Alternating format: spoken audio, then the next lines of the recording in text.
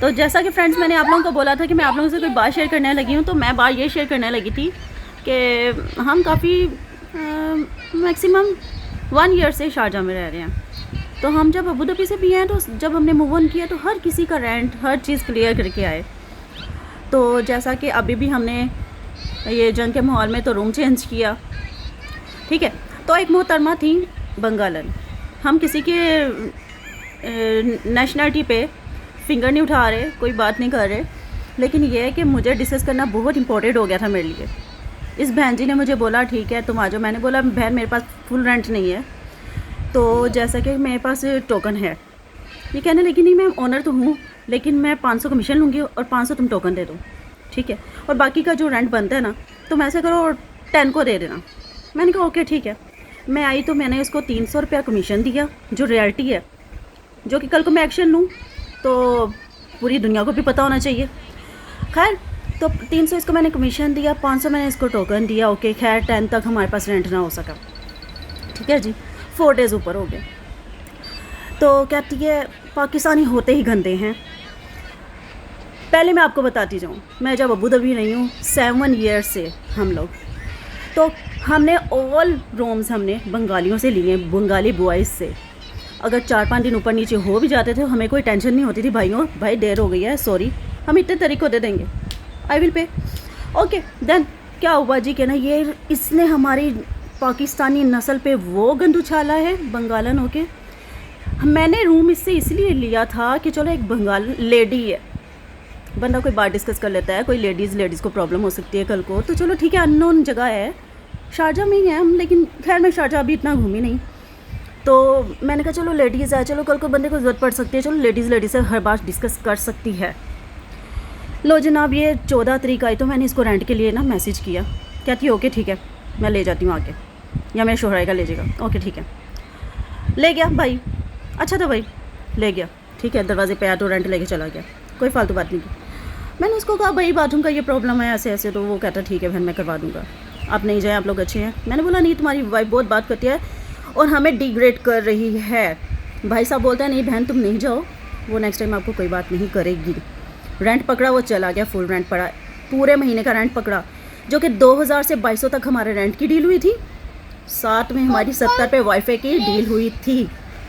लो जी ये चला गया। मैं जाती उसके मैंने ऑलमोस्ट उसको मैसेज कर दिया इसकी वाइफ को। मैंने बोला बहन तुम्हारा इस महीने का रेंट क्लियर हो गया, बच्चों की ईद आ रही है, बच्चों की ईद मैंने ख़राब नहीं करनी है, मुझे कोई गंदा मैसेज ना करना, तुम्हारा हमारा हर पूरे महीने का हिसाब क्लियर हो गया।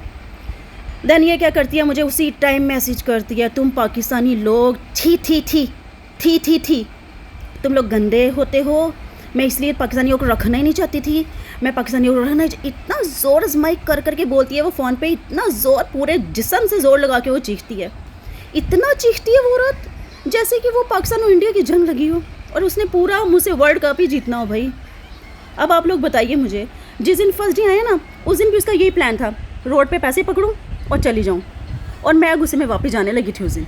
लेकिन ये जब जैसे ही हम रोड पे आए हैं इसने हमसे डील किया हुआ था आप आ जाओ ठीक है और आप स्टे करो, तो वो इफ्तारी का टाइम, जाहिर बात है रूम मूव ऑन करते हुए इफ्तारी का टाइम हो गया था, तो हमें 5 मिनट लेट हो गया सिग्नल पे टैक्सी।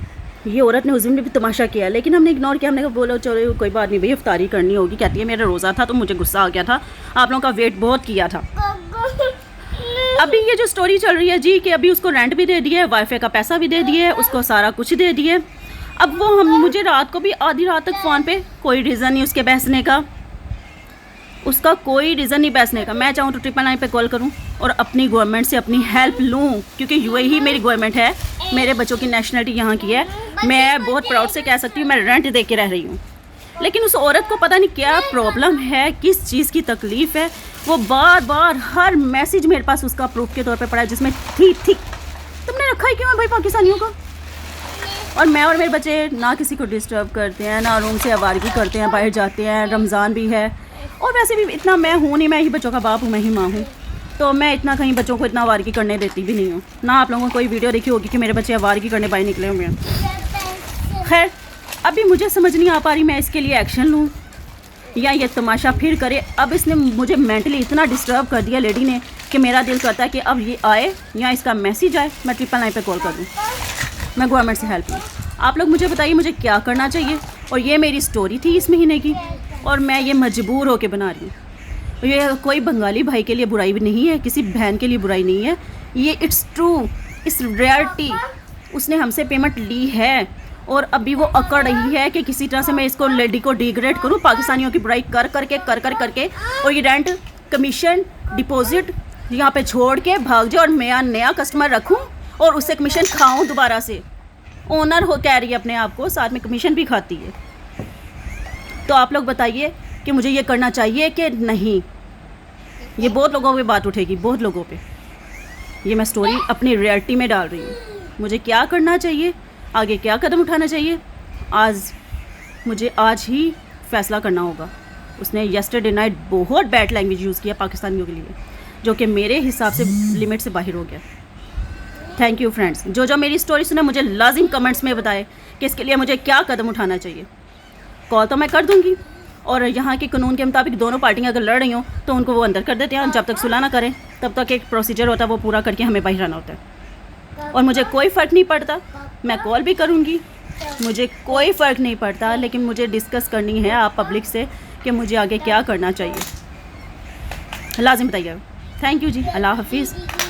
और बहुत अच्छे कमेंट्स में बताइएगा मुझे क्या, और ये रियलिटी है। हेलो माय फ्रेंड्स, ये मेरी रियलिटी है।